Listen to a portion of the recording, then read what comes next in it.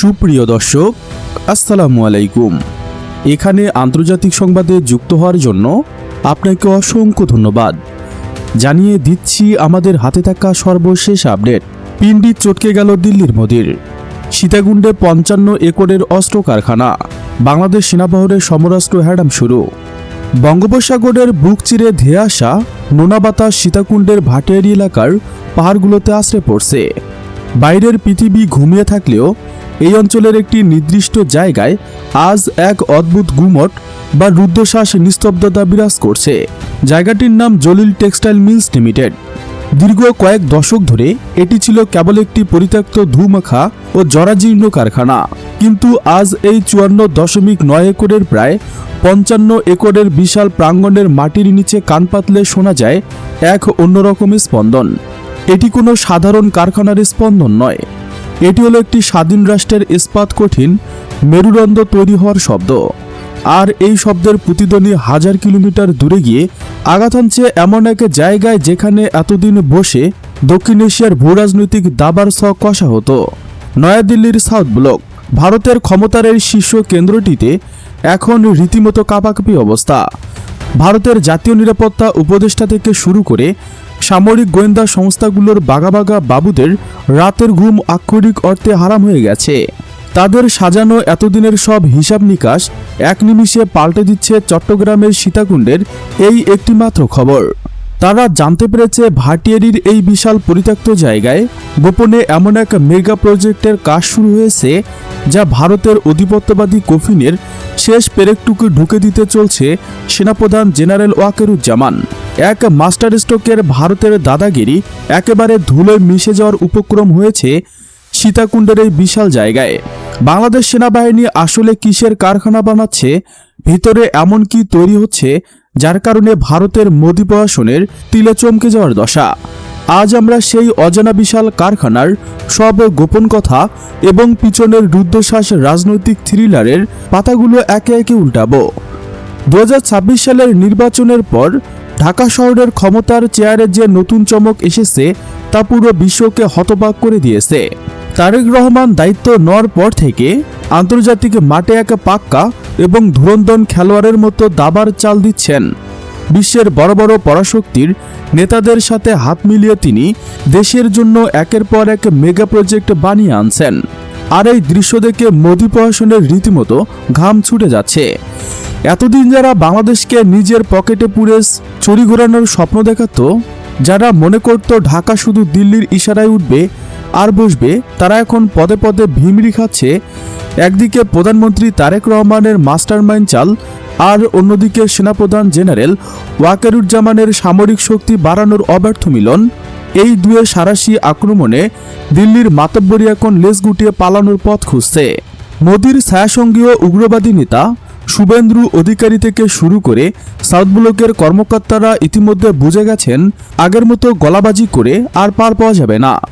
বাংলাদেশকে দাবিয়ে রাখার যে দিবাস্বপ্ন তারা এতদিন দেখে এসেছিল, তারা এখন রীতিমতো এক ভয়ঙ্কর দুঃস্বপ্নে পরিণত হয়েছেন। আর এর চরম উত্তেজনার পারদকে বহুগুণ বাড়িয়ে দিয়েছে সীতাকুণ্ডের এই সমরাস্ত্র কারখানার চাঞ্চল্যকর খবরটি। অন্যদিকে হয়তো ভাবছেন সীতাকুণ্ডে এমন কি হচ্ছে যা নিয়ে আন্তর্জাতিক মহলে এত তোলপাড়। আসলে সেখানে গত কয়েক মাস ধরে নীরবে এক বিশাল সমরাস্ত্র কারখানা বা ডিফেন্স ইন্ডাস্ট্রিয়াল কমপ্লেক্স তৈরির আটঘাট বাঁধা হচ্ছে। 2024 সালের অক্টোবর মাসে সেনা সদর দপ্তর থেকে চট্টগ্রামের এই বিশাল জায়গার জন্য প্রথম আবেদন করা হয়েছিল। এরপর আমলাতান্ত্রিক দীর্ঘ প্রক্রিয়ায় মারপ্যাসের শেষে চলতি বছরের 1 জুলাই অনুষ্ঠিত অর্থনৈতিক বিষয় সংক্রান্ত মন্ত্রিসভা কমিটির বৈঠকে এই প্রজেক্টের নতুন ও চূড়ান্ত অনুমোদন পাওয়া যায়। সীতাকুণ্ডের ভাটিয়ারি এলাকায় দীর্ঘদিন ধরে পড়ে থাকা জলিল টেক্সটাইল মিলস লিমিটেডের 54.9 একর জমি একেবারে পাকাপাকিভাবে বাংলাদেশ সেনাবাহিনীর কাছে হস্তান্তর করা হয়। এই 55 একরের বিশাল প্রাঙ্গণে এখন শুরু হয়েছে দেশের ইতিহাসের অন্যতম ভয়ঙ্কর ও অত্যাধুনিক ও সামরিক কারখানার কাজ। এত বড় একটা সামরিক কারখানা গড়ে তোলার খবরে মোদি সরকার রীতিমতো ঘোল খাচ্ছে। রাশিয়া ইউক্রেন যুদ্ধ এবং মধ্যপ্রাচ্যের সংঘাতের পর বিশ্ববাসী হারে হারে টের পেয়েছে যে সাপ্লাই চেইন বা সরবরাহ ব্যবস্থা যে কোনো সময় মুখ থুবড়ে পড়তে পারে। নিজের অস্ত্র নিজে না বানালে আপৎকালীন সময়ে শত্রুর দয়ায় বাঁচতে হবে। বাংলাদেশ সেনাবাহিনী এই চরম সত্যটি খুব ভালোভাবে অনুধাবন করেছে। এতদিন গাজীপুরে অবস্থিত বাংলাদেশ অরিজিনস ফ্যাক্টরি বা বিওএফ এর সেনাবাহিনীর জন্য হালকা অস্ত্র ও গোলাবারুদ তৈরি করা হয়েছিল, কিন্তু ফোর্সেস গোল 2030 বাস্তবায়নের জন্য এবং আধুনিক যুদ্ধক্ষেত্রের চরম চ্যালেঞ্জ মোকাবেলায় বর্তমান উৎপাদন ক্ষমতা একেবারেই যথেষ্ট নয়। তাই যে কোনো আগ্রাসী শক্তিকে উচিত শিক্ষা দিতে এবং নিজেদের সামরিক শক্তি বহুগুণ বাড়াতে নতুন এই মেগা কারখানার কোনো বিকল্প ছিল না। তারেক সরকার ক্ষমতায় আসার পর এই প্রজেক্টের কাজে যে রকেটের গতি এসেছে তা দেখে অনেকের আক্কেল গুমর হয়ে গেছে। এখন সবচেয়ে বড় প্রশ্ন হলো, সীতাকুণ্ডের এই 4 দেয়ালের ভিতরে আসলে কি এমন তৈরি হবে যা নিয়ে এত জল্পনা কল্পনা? সামরিকভাবে তালিকা চরম গোপন রাখা হলেও আন্তর্জাতিক সামরিক বিশেষজ্ঞদের মতে এখানে তৈরি হচ্ছে আধুনিক স্থলযুদ্ধের আসল চমক এবং গেম চেঞ্জার সব মরণাস্ত্র। সবচাইতে বেশি ফোকাস থাকছে 105 মিলিমিটার, 115 মিলিমিটার এবং 155 মিলিমিটার আর্টিলারি সেলের উপর। ইউক্রেন যুদ্ধের পর সারা বিশ্বে বড় ক্যালিবারের গোলার চাহিদা এখন আকাশচুম্বী। এক একটি 150 মিলিমিটার গোলার ওজন হতে পারে 45 থেকে 50 কেজি পর্যন্ত। উন্নত প্রযুক্তির এই গোলাগুলো 30 থেকে 40 কিলোমিটার দূরের লক্ষ্যবস্তুতে এমনভাবে আঘাত হানতে পারে যা শত্রুপক্ষের শক্তিশালী কংক্রিটের বাংকার এক নিমিষে ধুলোয় মিশিয়ে দিতে পারে। দূরপাল্লার ফায়ার সাপোর্ট দেওয়ার ক্ষেত্রে এই গোলাবারুদ যুদ্ধক্ষেত্রে রীতিমতো আগুন ঝরাতে সক্ষম। কেউ যদি বাংলাদেশের দিকে চোখ তুলে তাকায় তবে এই গোলা দিয়ে তাকে এমনভাবে ঘাম ঝরে দেওয়া যাবে যা সারা জীবন মনে রাখবে। পাশাপাশি নতুন করে ভারতের যে কোনো মাতব্বর পরিবার সাময়িক চোখ রাঙানির মাঠ পাবে না। আর এর ভয়ে দিল্লির বাবুরা এখন দিনের বেলায় প্রকাশ্যে রীতিমতো সর্ষে ফুল দেখতে শুরু করেছে। শুধু তাই নয়, এর পাশাপাশি বাংলাদেশ সেনাবাহিনীর সবচেয়ে ভরসার অস্ত্র বিডি অ্যাসল্ট রাইফেল বা বিডি-15 লাইট মেশিনগানের গোলাবারুদও বিপুল পরিমাণে তৈরি হবে এখানে। এমনকি বাদ যাবে না সাবমেরিন গান, মর্টার শেল, হ্যান্ড গ্রেনেড, ডেটোনেটেড এবং উচ্চ ক্ষমতা সম্পূর্ণ বিস্ফোরক সামগ্রী। নিজেদের সীমানা সুরক্ষিত রেখে বিশ্বমানের মাথা উঁচু করে দাঁড়ানোর যে শপথ বাংলাদেশ নিয়েছে তার রুখবার ক্ষমতা এখন আর কারোই নেই।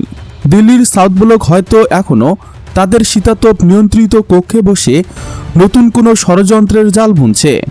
তারা হয়তো ভাবছে জল ঘোলা করে আবার মাছ শিকার করা যাবে, কিন্তু খুব শীঘ্রই সীতাকুণ্ডের এই কারখানায় চিমনি থেকে যখন ধোঁয়া উঠবে আর 155 মিলিমিটার গোলার গর্জন যখন আকাশে বাতাসে প্রতিধ্বনিত হবে তখন ভারত বুঝতে পারবে বাংলাদেশকে দাবিয়ে রাখার দিন শেষ।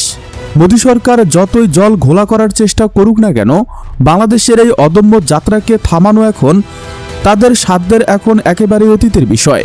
সাউথ ব্লকের অহংকার কিভাবে সীতাকুণ্ডের এই বারদের স্তূপে মাটির সাথে মিশিয়ে যাবে তা দেখার জন্য প্রহর গুনছে বিশ্ববাসী। প্রিয় দর্শক, সরকারের এই পদক্ষেপ বাংলাদেশের সামরিক শক্তি কতটা বাড়াতে পারবে বলে আপনি মনে করেন? আপনার মতামত কমেন্টে জানান। বাংলাদেশের সামরিক বাহিনী নিয়ে আরও জানতে আমাদের চ্যানেলের ভিডিও ট্যাব থেকে ঘুরে আসুন। এই ভিডিওটি ভালো লাগলে লাইক বাটনে ক্লিক করুন। ভিডিওটি আপনার বন্ধুদের সঙ্গে শেয়ার করুন, তাদেরকে ভিডিওটি দেখার সুযোগ করে দিন। আল্লাহ হাফেজ।